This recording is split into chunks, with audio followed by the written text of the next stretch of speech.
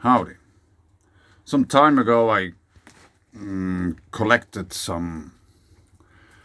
You could maybe almost call it commercials for some exercises and courses you can take at the Valamon Luostari, which is a monastery, which isn't too far from here. I've been there some years ago. Welcome to Valamo. Find peace and tranquility. Valamo Monastery warmly welcome. Valamo Monastery is an active center of the Orthodox religious life and culture in Finland. Located in the beautiful surroundings of Heinävesi, the monastery welcomes visitors throughout the year. The peaceful atmosphere of the monastery and close proximity to nature offer the hurried people in the busy world of today a rare opportunity to relax, far from the bustle noise of everyday life. All the visitors are heartily welcome. Find peace and tranquility. You can check this out. I will put a link below. I just wanted to show you this brochure I collected some time ago.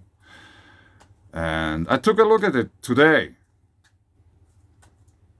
So that's if you fold it completely open. It's in Finnish, 2023, valamo.fi.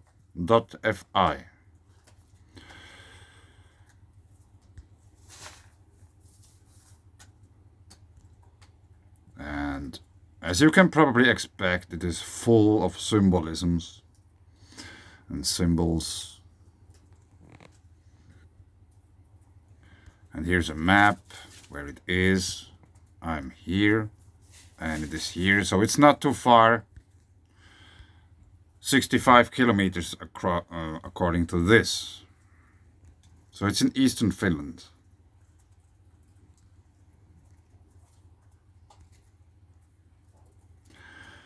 And they are doing all sorts of artistic things there.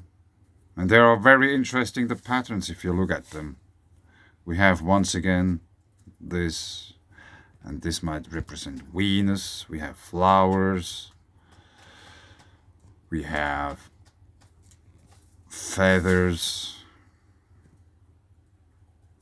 We have yet another similar pattern here. And there's another, probably Venus-related ornament.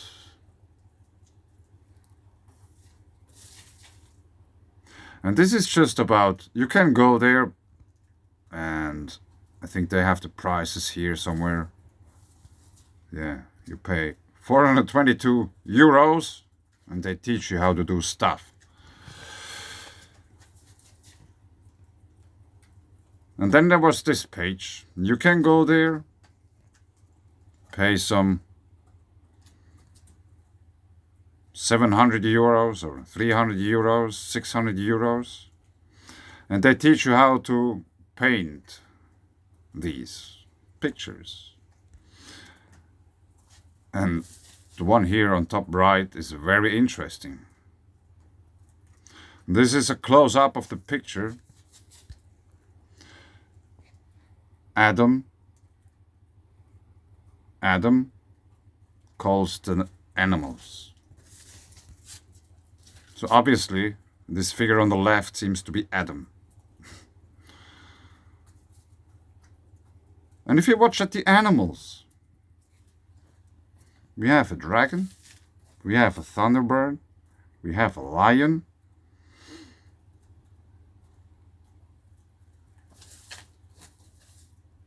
we have a snake, we have something coming out of the water.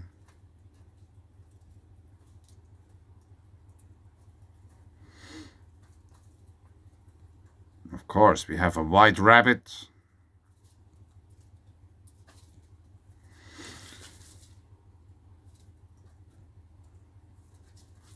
And we have deers. And what is peacock?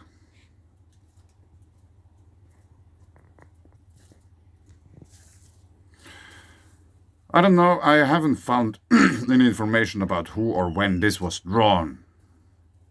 But this is in this brochure about this monastery there, about the courses where you can go to draw. Maybe this is made last year, someone who joined this course. They are reflecting first on themselves and make self-interpretations, and based on these facts they start to draw. Actually, now I remember. I'm not too sure because this is drawn like how it's drawn, but probably this is a unicorn. I don't know. Or maybe it's just the ears of that animal. And this is also interesting. A dromedar. I don't know what's the original name. A camel has two. A dromedar has one. And this seems to have just one.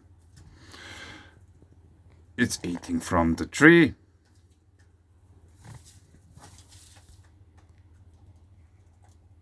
Of course, you are very free to disagree with me. This being a dragon, this being a thunderbird, this being a lion. It's up to you totally.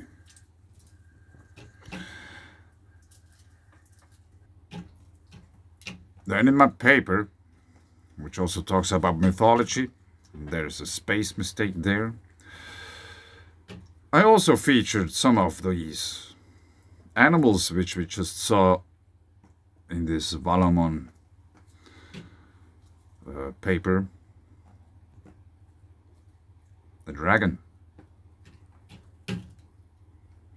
Yeah, that's a Chinese dragon, but it's a dragon. And when we scroll down,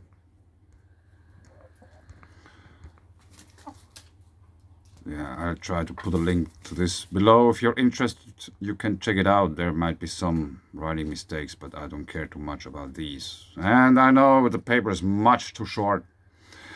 We have the lions and yet another dragon.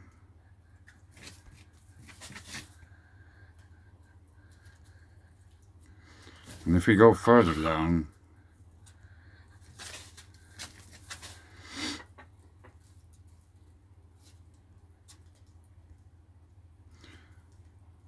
yeah, the owl hasn't been in the picture. Maybe it is there somewhere. But the peacock.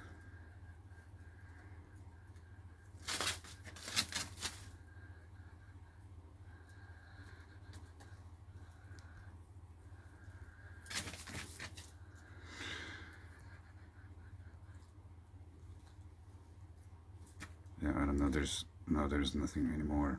But there are many of these, like I have been talking about these animals which are representing basically all the same thing. The eagle, the unicorn, the dragon, the lion, the bear, the peacock, the owl. They are all representations of things people once saw in the sky. And obviously they weren't too good signs to see because they are still remembered until this day. That's why the symbolism remains, or remained. It's just the meaning of it got forgotten. That these are actual warnings. Warnings from the past. And there's signs and same symbolism all over the place, just on this random cookie jar here. There is so much stuff to see if you just know what to look at. Thunderbolts and birds and all these kind of things. Wheel of Heaven.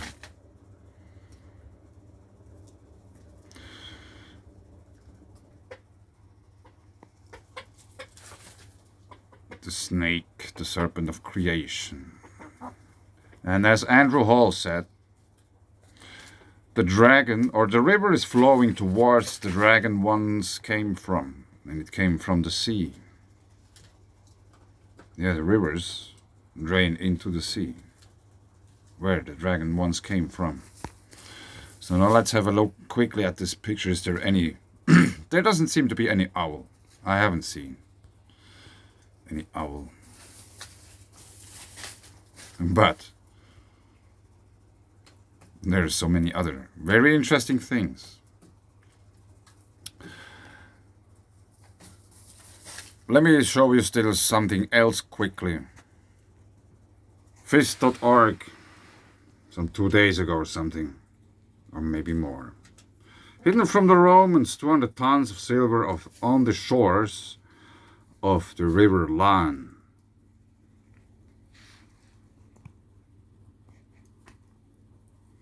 In their search for silver ore, the Romans established 2 military camps in the Bad Ems area near Koblenz in the 1st century AD.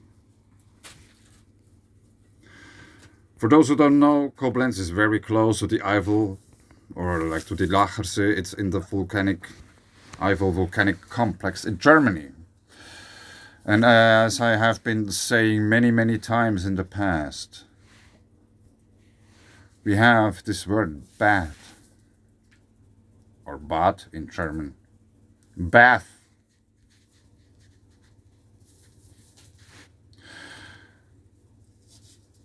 So there has been, at least once in the past, geothermal activity. And the Romans really liked to bath in warm and healthy water.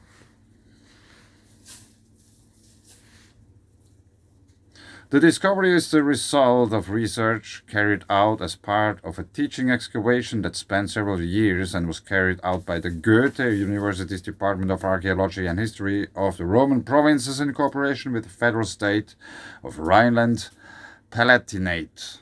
Yeah, the River Rhine, once again.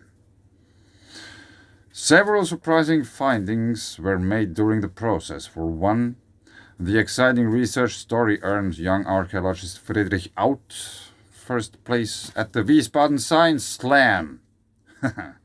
When Professor Markus Scholz, who teaches archaeology and the history of Roman provinces at Goethe University, returned to Bad Ems toward the end of the excavation work, he was astonished. All the photos sent by his colleagues Friedrich Auth showed but a few pieces of wood. Not surprisingly, Scholz was ill-prepared for what he saw next. A wooden defense construction consisting of sharpened wooden stakes designed to prevent the enemy's approach.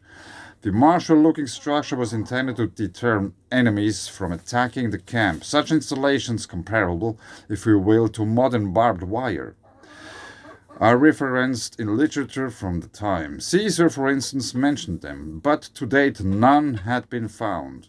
The damp soil of the Blöskopf area obviously provided the ideal conditions. The wooden spikes, which probably extended throughout the entire downward tapering ditch around the camp, were found to be well preserved. And probably for those who have listened, yeah, I don't have any bad blood if you haven't heard any of my talk ever. I don't care too much. I have been showing you many times that how you can see in the fields and other places, basically through the surface, that there is something beneath the surface. And I found, for example, something in Switzerland some time ago, and I took contact with the Swiss Archaeological Institution or whatever it was. I sent them pictures, gave them the place where it was. And within a day, within a few hours, 4 different people contacted me from Switzerland. They were very excited because I grew up in the region, like literally. And they were excited, and because I grew up there, I know that there's a very much Roman stuff there. I know that there is very much geothermal activity in the region. And I have been bathing in the baths which the Roman already used and all this kind of stuff. So they took contact, or they wrote me back, 4 different people within several hours. And it turned out it was just this kind of, I don't remember the name of it, fungi in the ground which makes the circle patterns, which are often associated with witchery, which I found very interesting. It wasn't any Roman things, but they said that it was a very nice find and it was a beautiful kind of this fungal growth. And they were sending me time frame pictures from several years where you can see how the fungi is growing there. So they provided me with knowledge and facts about why they think that there isn't any Roman stuff, which was very interesting and very cool, because they don't just dismiss everything I said like people do usually 98% of the time here in Finland.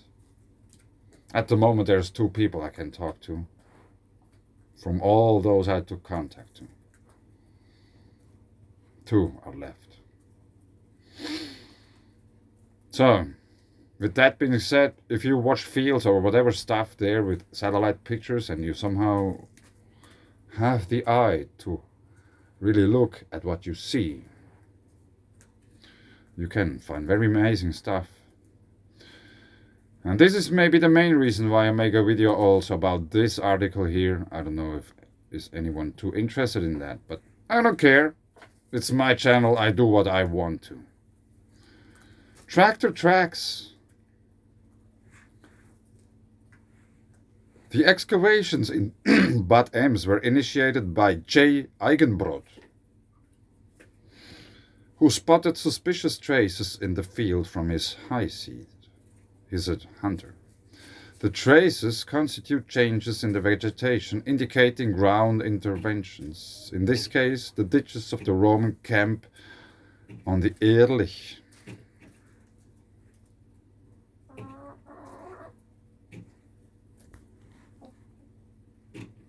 Yeah, here's the picture, a drone picture, obviously. 2 previously undiscovered Roman military camps. The work of the Frankfurt archaeologists and Dr. Peter Heinrich of the General Directorate for Cultural Heritage of the German Federal State of Rhineland-Palatinate. What a title! Uncovered 2 previously unknown military camps in the vicinity of Bad Ems, situated on both sides of the Emsbach Valley. Emsbach, I don't know, Ems is a village at least, Bach is a stream. The excavations were triggered by observations made by a hunter in 2016, who from his raised height spotted color differences in the grain field, indicating the existence of subsurface structures. A drone photo of the elevation, which bears the beautiful name Ehrlich, the German word for honest, confirmed the thesis. The field was crisscrossed by a track that could have originated from a huge tractor. In reality, however, it was a double ditch that farmed a Roman camp. No, framed a Roman camp. Geomagnetic prospecting later revealed an 8-hectare military camp with about 40 wooden towers. You can believe me, I would have several spots which could be investigated geomagnetically. I don't claim that there would be something fine on every one of these, but for sure on some of these. The archaeological excavations carried out in 2 campaigns under the local direction of Dr. Daniel Burger-Völlmecke revealed further details. The camp, apparently once intended as a solid build, was never completed.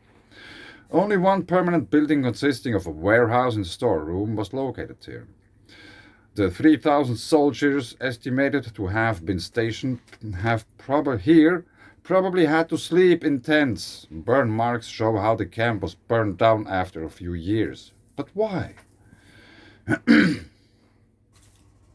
It was a student team led by Friedrich Out that identified the second, much smaller camp, located some 2 kilometers away as the crow flies, on the other side of the Emsbach Valley.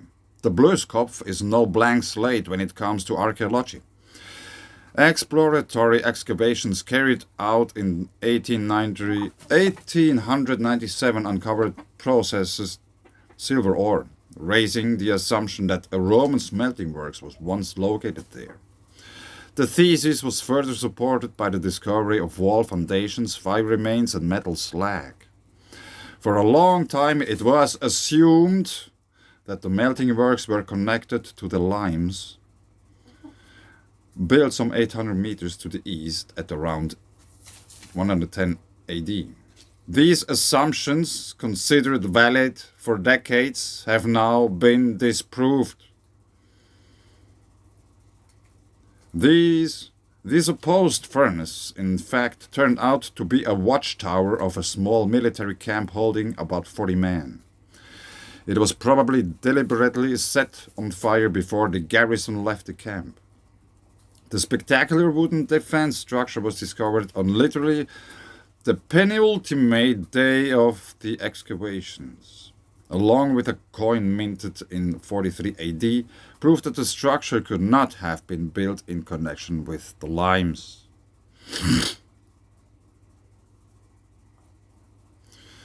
The big surprise for archaeologists unfolded during the last days of the excavation campaign.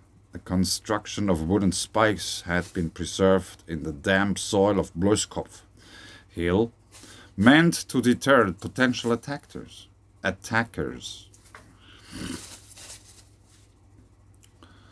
Roman tunnels located above the silver deposit. Why did the Romans fail to complete the large camp, instead choosing to abandon both areas after a few years? What were the facilities used for? Archaeologists have found a possible clue in the writings of historian Tacitus.